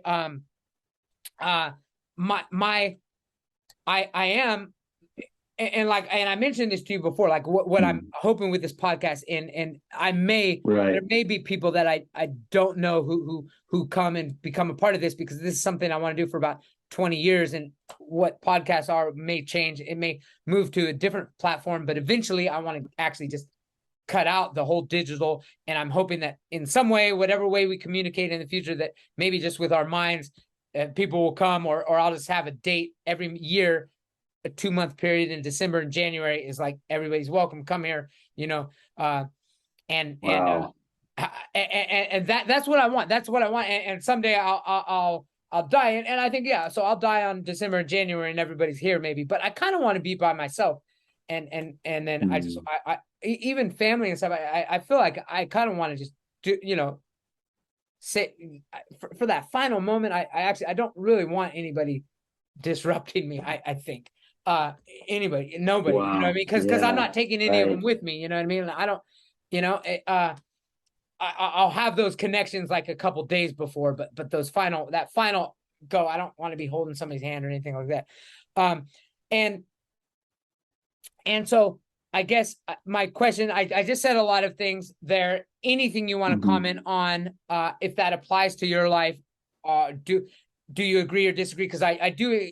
Some people are Right. give me some. I mean, challenge me to give me some feedback in any area that from what I just said. Yeah. No, I mean, um, being in a position where you're not, thinking about death, right? You're not like thinking about how you want to die, things like that.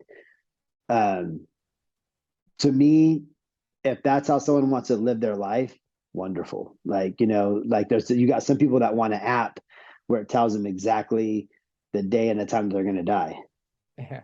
And you got these movies where they got people that do that, and then they end up like having this like horrific murdering death because they're trying to run from it, Oh, right? yeah. Like they're trying to run from the Grim Reaper. Now you know when you're going to die, and on that day and that time, now you're trying to go and hide in a room somewhere. You know what I'm saying? To Yeah, like and that will be defy death. what Yeah, comes. whatever, Yeah, whatever that is, yeah. it cracks me up because, like for me, I had right after my grandma died, I had purchased my spot where I'm going to be buried. Okay. Purchasing, making all the payments on like the casket, the tombstone, things like that, so that my family doesn't have to deal with that. Like when Yeah. when my life insurance comes out, they can utilize that for their own needs, whatever that looks like, and then they can be blessed in that way. Now that's if they outlive me, or if they outlive me. So if they don't, have I ever really thought about what the appropriate death would be. No, I don't believe so. I don't think until, I'd heard that from you, and um it kind of like resonated with me, and uh it was something where, you know, it, it sat a little different in a sense where I felt more lost. I didn't feel like I can have a say in that per se. Like I didn't feel like, because to me, like it's like, it brought me to my grandmother's death, not my great grandma, when she had, she's, in her 90s, and she had water in her lungs, and Mm. they were basically keeping her alive so people could come in and say their goodbyes. And then, they go, well, we're going to turn the machine off on this specific day. And my aunt, who was her caretaker, said the family can be there, but they can't be in the room with her. Like there's only like, certain people that can go in the room with her during that time, and, things like that. And it's like, but my great grandmother couldn't say anything like, hey, I Yeah. only want eight, Yeah. these two people in the room, nothing like that. Like she was completely in a coma. She was in a medically induced coma. So, when they had did what they did, and they actually, she had died the same year my grandma died, because my grandmother and her were close. Like they were connected at the hip. Like that was, Daughter. I'm not going to say that. Yeah. Like I'm going to say Mother and that daughter, like to right? me, Your yeah, grandma mother, and great daughter. grandma. I mean, Yeah. And I feel like they had like a different relationship than any of her other daughters. okay. Right. So prior to her dying, interesting enough, she had, when people were coming to visit her, when she did wake up, she goes, where did Alicia go? And that's my grandma, but my grandma was passed away. And then so my uncle, my grandmother's brother, he's a priest. He goes, she went to get a drink of water. Just but she was gone. So she yeah, she said, where did Alicia go? Like it was yeah, like she was there the whole time, and yeah, then she left. And then my yeah, uncle goes, yeah, he kind of like snapped, it's like, yeah, and he's a Christian priest, and he just goes, she went to get a drink of water. And then my grandma goes, oh, okay. um okay. And then, like, whatever the conversation looked like after that. And so that told the family a lot about what they needed to know about what the next days were looking like. And so the next day, they actually, like, they were like, her lungs were getting too full with water. And if she did wake up, there was a possibility, if she did wake up, she would basically drown, physically drown. wow, yeah, yeah, wow, Right. Because they kept having to like drain the water out. yeah, So that if she woke up prior to that draining happening, yeah, she would gasp for air, and then she'd basically already be yeah, meeting her demise. And so they go, but that would be a way for her to go where she would suffer. yeah, And so you had all these people making decisions for her, yeah, yeah, yeah. because of her age and her circumstances and her situation. That's what kept like coming to me, right? So I don't necessarily see that like as like anything other than that. Like if you were in that position, that made you, and you're thinking about yourself, like, what if that was you, or No, no, no, no, no. Like even right now, like, yeah, do I have like right now where I'm at with that is, do I actually have the ability to do that? Right. huh. And I'm not saying no. I'm not telling myself no, because that's now let's connect everything we talked about earlier. Now, when somebody says something, how do we perceive it? How do we think about it? Do we see it as a possibility? Do we see it as a hindrance? Like I see it completely as a possibility. I see that I can not only, buy my spot, buy my casket, buy my tombstone. I could probably create a, in the future, get land or get property or whatever, like, because that's, create some ceremony. Maybe, in a sense, like I'm going to build an area like that, like, like a garden. Yeah, And then just kind of go into that garden, go into that area, and just learn the land, and be with it, and on a nice cool day, go out there, with a nice cool drink, and sit down, and sip on it. And then, whatever that looks like, and um, always, like you said earlier, the way that we lead our lives could absolutely be a clear idea of how things are going to end up, right? Like in the Bible, you live by the sword, you die by the sword, right? If I want to go out and be a gangster and carry guns and go commit crimes, there's a possibility I'm going to end up in a gunfight, possibility I'll end up dead, or I'll go to prison and I'll get in a fight with another inmate, and I'm either going to kill someone or they're going to kill me, or I go to work every day as a firefighter and I end up in a burning building. Mhm. I go to work every day as a construction worker. I end up going down a hole and that hole caves in. Yeah. Right. So, yeah, I think there's a direct correlation or connection to what we do in our careers and our lives that can ultimately, end up how we can possibly, face our death, or, maybe if, like, what you're thinking or talking about, maybe if we do plan for a death at an old age, maybe we have the ability to connect and energize an energy with the universe so powerful. Because, like my uncle said the other day, he goes, there's no other place I'd rather pass away other, like, he goes, if I can come in for a sweat in the Inipi, and by the time you guys open the door in the fourth round, I'm already gone. He goes, that would be my way Yeah. to go. That would be perfect, right? Yeah, that would be nice. That would be, yeah. I might actually, Yep. I might do that when I do. I mean, that would help. Yeah, that might be the way to go for sure. I like that. Like, Yeah. that would be nice. I mean, it would be nice to have that control and yeah. Yeah. It'd be nice to kind of have some preparation for it. And I mean, there are some. I mean, there's like those.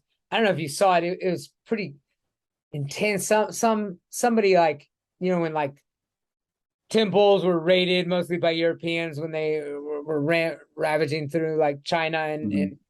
and Asia and stuff, and they got this Buddhist statue, and got sold around. Somebody had this statue, and then for some reason, I don't know, they saw like a little piece of cloth on it or something, and they like x-rayed it to see what they thought something was inside. They don't want to just break it open, and it was like a skeleton. And they completely just thought it was like in the back somewhere, and it was actually they looked into it. It was a process that certain monks did where they actually would it was very difficult to do. You had to eat like this bark, this like poisonous bark for only that, and maybe no water or something, and it would, so your body would petrify when you die. Like it was a natural way to it was like it would turn your organs, whatever it was. It was an intense process that I guess some would try to do it, and if they didn't succeed, their body would decay and smell, and they might burn their body or something. Wow. They'd still Right. honor this person, but if they basically they mummified themselves alive. And it was a process. Whatever chemicals they ate, Oh, I don't know if they're eating formaldehyde, wow. almost like something that's like some sort of formaldehyde ingestion, and then they just sat there and meditated. And so this guy was old man, very small, so it looked like a small statue. And then I think I don't know the exact thing, but I feel like they left him there for, like, there's a certain process. If you do want to go this route, that you have to be mummified, and I think they just let the body sit there, for I don't know, a year or two. So it's, if you smell you did it wrong, and I'm sure you'll still get an honorable burial or Right. cremation. Right. But if they fully petrify, then it was like glorious, and then they wrap you maybe with this gold or something like that, and then some people came in and just took all this. Look at this. Interesting. This looks cool. Put it on the boat. Hey, mate, let's go. Wow. And then somebody ends up That's, thousands of years later. They end up with this thing. So, yeah. uh, I shouldn't even brought that up, because in my mind I'm No, thinking it's that great. would be a No, no, no. badass way to It's go. great. Yeah, no, it's great you brought it up, because honestly, if you think about it, what you brought up is legacy. Mm-hmm. So why would someone do that? Because back then, what would constitute a legacy? Maybe they didn't have paintings.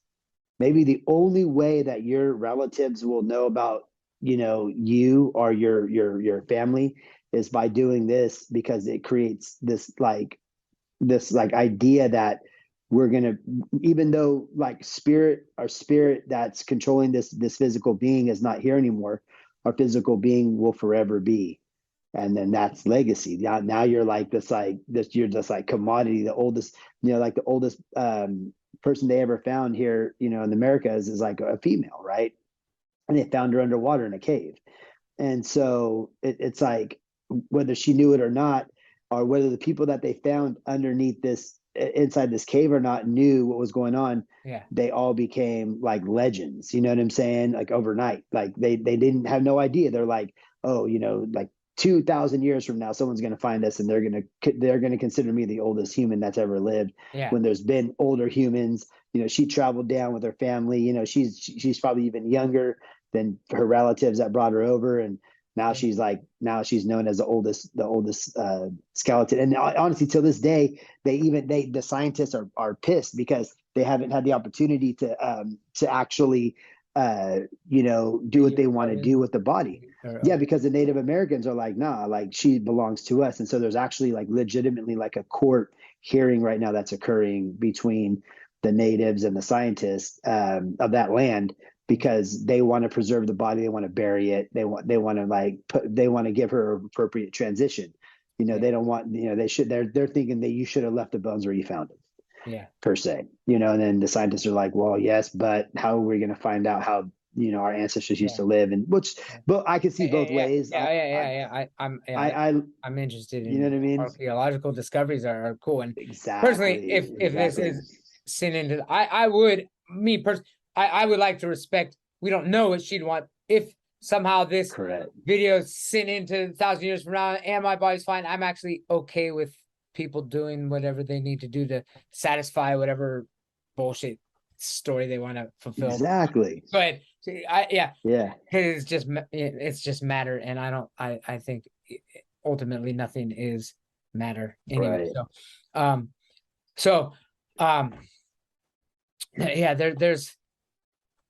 There's a lot. Yeah, there's a lot of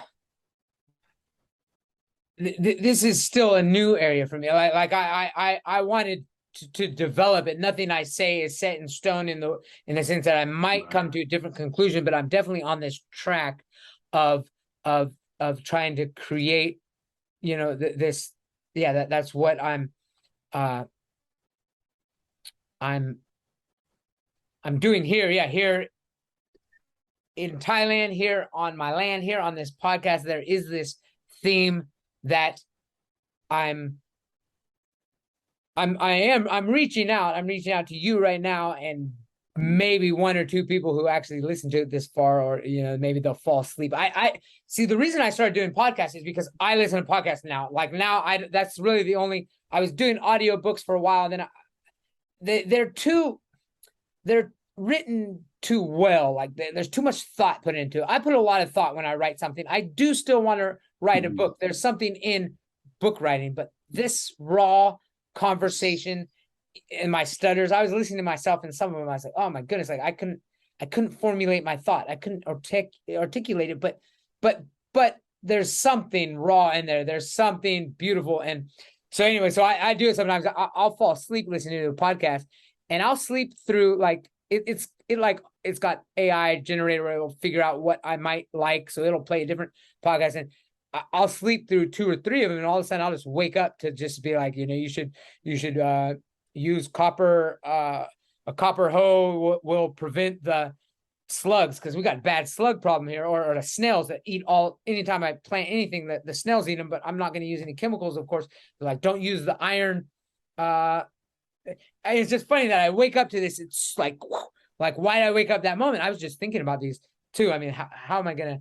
What kind of things how can I get these snails? They said the snails eat the rust inside the dirt, or the dust particles in the dirt are what is attracting to the snails. But I'm still in this like dream world, and I'm just like, I wake up thinking I need to get copper tools, or bronze, which is like basically copper and tin. I mean, you think of these things, these ancient things. We talk about these ancient cultures and stuff like the Bronze Age, those. But here, yeah, we've progressed, but then now like the way they were, bronze would have been maybe that's probably the best thing for some farming equipment. So I'm looking for it. I looked online, I couldn't find it. I need to find a copper hoe or something. But the reason I was Nice. talking about that was about podcasts. Nice. So that's kind of what that's why. So I think there might be somebody that actually is listening to this, fell asleep at some point, and then they're waking up, and then there's like, holy shit, snails. Right. Right. I kind of want to move on a little bit. It hasn't said 10 minutes yet, so we've got enough time. If Yeah. it's over it's Yeah. 30 a.m. here right now. Yeah. Wow. But I want to apply some of this maybe to society. I know I look at Mhm. I look at the stuff on I see a lot of stuff on social media. It seems like shit show sometimes, but I know that Right. that's a filter sometimes. And whatever you see online is actually like it's tailored to you. So maybe I'm just clicking on the wrong shit to get some stuff that just seems like this like urban decay of and like and of course now you're in law enforcement. You've got a perspective there. You're on the ground. You're in America. My Mhm. general question is it worse, any worse than when I left? Is it better, or what's really going down? I'm just older, and I'm able to help and be of service in different forms and different ways. And so, I mean, it's just more publicized because of video cameras. Yeah, yeah. Is it any worse or any better? I mean, honestly, like I don't think I could ever answer that question, because I'm sure worse and better happened all over the world.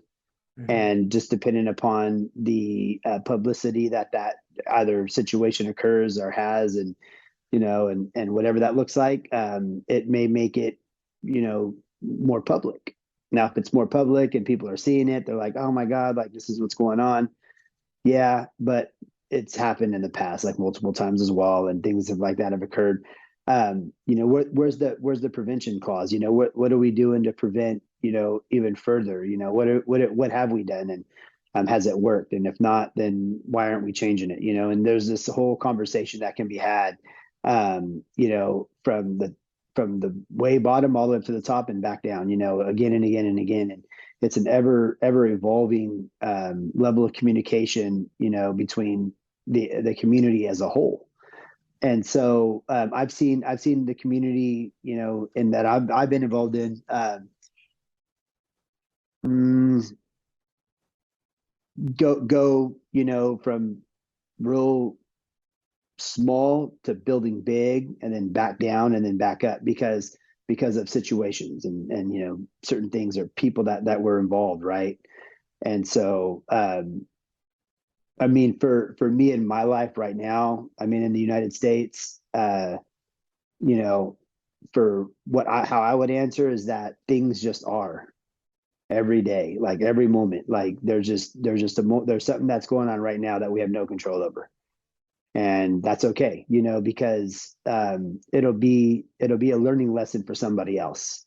Mhm. It'll be a way for another human to look at it and go, okay, what have I not done to protect myself? So if you're out there right now, and you're afraid, like, for your life, you're always walking around as a victim, maybe you should take up a martial art. Maybe you should take up reading books on, like, different ways to carry yourself, like, so that you're less of a victim, or so that you could attain a different level of confidence. Or maybe not even martial art, maybe go and take up a sport, go bowling, or go take up tennis or something, something that's going to physically get you moving, so that you let go of that timid, and also, if you like to be timid, just make sure you're in the right areas at all times. If you don't want to do anything like that, you just want to remain the same type of individual, and you want to run from the beast in this world, whatever you want to call it, and you want to just, like, camp out at home, like, and do that, then that's fine too. Like, as long as you're happy, and you're enjoying your life, and you're excelling in that good way. But I mean, yeah, Don't lie to I don't know. I yourself don't though. think. I mean that Yeah, I mean there could be true, something in that, but true, true. most likely that sounds like that person's got Something going on. like just is if that's honest. Just be honest with yourself. Yeah, I mean that's one of the Yeah, look in the mirror. You're looking in the mirror at the end of the day. Like nobody's right, looking around. What you don't need to say it out loud. right. You know you know, if you're doing, are you your most authentic self? And Right. if the most authentic self is, you know, hiding in the bathroom from the boogie, Yeah. then Yeah. okay. Hey. But you know, but some Whoa. people like to express themselves, and we encourage Yeah. that. Yeah, exactly. No, uh, you're totally right. Yeah, I mean, yeah, it's good, man. Honestly, a guy, life is great. You know, it's just it's always growing and transitioning and improving and disapproving and in all in its perfect way, you know, and it's good. It's like to me it's great. Like I don't, you know, I mean, even if I were to go out and you know, whatever, like I've lived my life like, you know, like Frank Sinatra, man, in my way, right? That's so cliche, but it's so real. Like I've had the ability to do things and I still have a lot more aspirations and goals that I want to accomplish and higher level of service that I want to attain. And I'm not going to stop until I either hit it or until I take a knee trying. mm, Yeah. Yeah. So that's where that would sit. And I would hope everybody else is doing the same stuff. And, you know, like you and I discussed, like, and not hiding out in the bathroom, like don't hide out, you know, and you're right, you know, and thank you for correcting me in that way. Cause it's like, you know, there could be something deeper going on, you know, and seek help, seek whatever that looks like, you know, and you know, I can't explain that because I'm not in that position, but if I ever was, I would absolutely reach out to friends or family, you know. absolutely. Yeah, big time, big time. Oh yeah, and that's that. Yeah, that's kind of So yeah, there's like 7 minutes. We'll wrap this one up at this time, Yeah, or we'll let it close out. But yeah, I that's another thing is talking. Isn't I mean, talking is so therapeutic. I mean, I love talking to you. That's right. I mean, this podcast is for me. It's like sometimes. I mean, that's what I. It's like I don't even with my degree. It's like I don't want to. It's not. I don't really want to be a therapist, but I do want to be a I want to help the conversation. Like I want to be a conversationalist, and I want Right. people to find a therapeutic value in talking. But it's like no matter who, like you can talk to the village elder, you can talk to a monk, you could talk to Right. a licensed psychologist, you could talk to Right. your friends and family. I mean, it or you could even talk to a complete stranger. I mean, there's an element of that. Someday, yeah, I might get somebody. If anybody is, I actually am talking to a couple people. I don't know if they saw this podcast or they saw a tweet I did or something, but I'm getting people, and I sometimes I come off too quickly. I'm just like, hey, you want to do? I'll podcast you right now. But it's like I'm at that stage right now where it's like I don't want to waste these valuable conversations. Exactly. In fact, Exactly. let's dude. I understand that some people are maybe uncomfortable, so that's also okay to have, but at least have a conversation, and then let's bring it forth as almost as a model. So like because that's one thing in society that I feel like has decayed is just the ability to have a conversation, to disagree Right. about some things, and to see perspectives from other vantage points. And I call them vantage points because they there is an advantage to that point. It doesn't mean it's a better point, but it's a different perspective Right. that can offer us something. So I hope that, I mean, I hope that this conversation, even if it's they don't reach out to me or you, they reach out to somebody. And you said that several times in here. There's Right. somebody that whoever you want to reach out to. It may be a spiritual leader at your church or temple. It may Right. be a family member. It may be a friend. It may be Right. uh, Right. uh, uh, Stranger. a stranger. Yeah, Right. and and I hope that this promotes that in a way. And yeah, Right. and so yeah, that's that. No, 5 minutes. I love it.